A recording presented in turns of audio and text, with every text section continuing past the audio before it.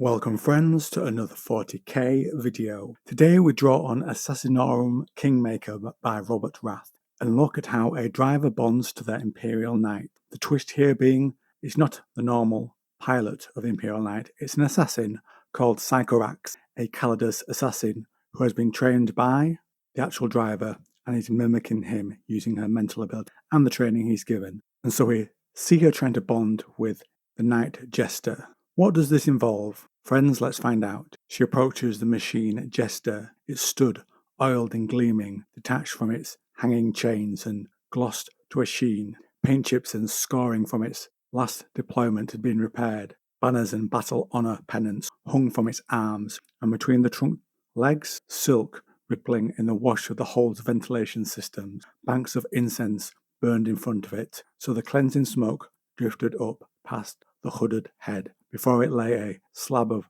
roasted porcine, given as an offering to the ancestors within. Usually it would be a whole animal, but the side of ribs was the largest cut in the ship's meat locker.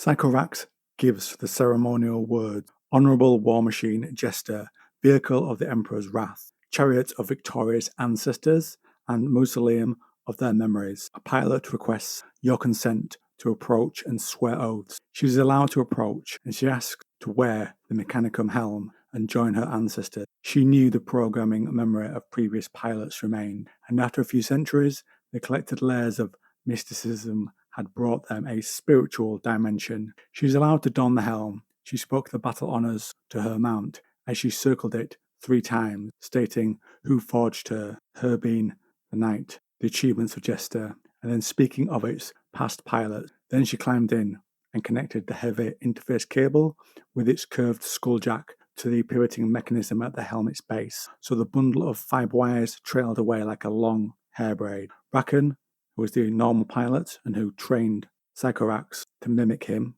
said this bundle of wires fed into the helm mechanicum, the control center that housed the data revenants of previous pilots. Psychorax raised the helmet above her head, feeling its weight. Now the honor comes to me, she said, in Bracken's voice.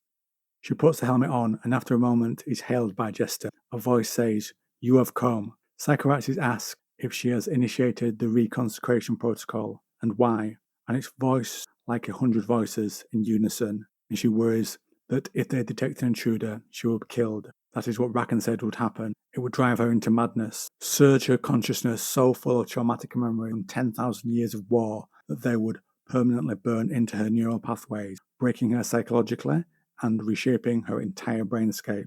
Then the voices became identical but distinct. They argue who their pilot will support in terms of the houses on the planet. She thinks Bracken, who she's pretending to be and who trained her, wants to renounce his role as a free blade. This is said to Jester. The Calidus assassin wants to serve Dominion, which is the name of the planet. Jester questions her neural implants, but she explains they are different because it's a wound, and so it asks who she is, and she replies, Liononius Bracken, and speaks of Bracken's bloodlines. And as she continued, Psychorax sank deeper into the impersonation trance she developed in the days of this study and reflection, lived within the constructed identity. Let it take over, willed her body not to react to the data jack pressing on the back of her brain, channeled the mem recordings of Bracken's recitation of his genealogy through her brain's speech pattern, hoped the tone of his voice, uncomfortable at speaking such a personal and ritualized chain of information, had not corrupted the recording. When she finished, 4 hours had passed. The voices lay quiet and cool on the coils of her brain, considering. Then she recites the same for her father's side, but she gets the name wrong. In response, the data jack twisted into the back of her brain case like a screw. Psychorax felt pain shoot around her head like a crown. The data jack twisted like a burrowing worm, boring through her hind brain. Pain exploded through her temples and shot down her spinal column. Internal stim doses flooded her system with pain suppressors and mental stimulants. The advantage of being a collector assassin, and she corrects her error before Jester kills her, and then explains, I misspoke. I do not commemorate, nor remember the obliterated line. Struck it out for my soul. To remember it will be to honour it. So I have forgotten. Milvian Hunyad had no father-in-law or spirit, but Casgar Tyranno. A pause. You honour us with this Answer: you may continue. She carried on with the father's line for 5 hours. As she did so, her mind conjured pages of the great lineage tome Rakan had given her to study. It had been heavy and thick. There was one volume for each house, each folio-sized and as wide as her hand. On every page lay the story of an ancestor, hand-illuminated by a living scribe, for no soulless servitor could create work so exquisite. Most pages included a facing illustration, illuminated in gold and platinum leaf, depicting the ancestor and their mount. Each noble and dominion, she was told, had such a lineage tomb. The pages were added as the generations passed, and the book was handed down to heirs. Sakarak surprised even herself by having a strong reaction to the accomplishment of some of these ancestors. It might have been knowing the heroism, or it might have been her link with the machine. After more questions, there was silence, and then a voice. We have found you true and worthy, Sir Leonius Rakan. Another voice argues that this is wrong, she has lied. The longer the chorus spoke and argued with the voice that had lied, the more Sycorax had come to recognize the parts of the whole. She could see it now, a crowd of shadows in the back of her brain, like being surrounded in a dark room, sensing the presence of bodies rather than seeing them. But the other voices disagree, and the rebel voice has no evidence to back its opinion up. She raises the banners, and she could see through the helm. Colours blazed full. The table in front of her, and its crackling pig and crimson vine alcohol, showing almost neon, rust speckling the far reaches of the ceiling vault overhead. Most of all, she saw the 4 banners. On the left, a heart's blood red one with the storm cloud of Rao. On the right, a sky blue one with the falcon of Strider.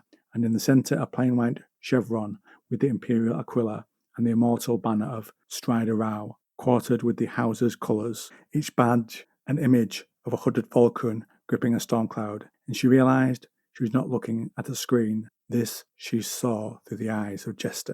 The chorus tells her the paths she can take, the different people she can serve. Glory, power, or service. Arise and choose. It finished, and she felt the machine now. Sycorax looked down at the clawed feet beneath her, feeling their pistons stir. Waves of disorientation crashed upon her as she moved. Legs that were not hers swung down like a limb topped with a thermal spear to help her up.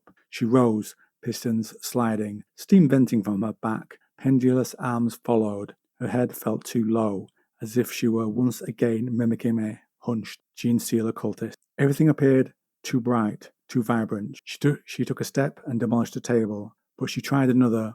But with this clumsiness, there was also power. With this night, there was a sense of greatness as well. She could bash aside demons with a flick of her wrist, haul a land raider in a single shot, kick straight through the bulkhead of this ship and into space. Her steps became steadier. 1, 2, 1, 2. She had to think about each one, plan how the foot fell, make up for the unfamiliar balance. To keep steady, she swept the arms out wide and saw the vicious teeth of her weapon, the chain cleaver. You choose power, you choose the crowns, said the voices. May the Terran God and your venerated ancestors have mercy on your soul. And with that end of the bonding ceremony, friends, I'll end today's video.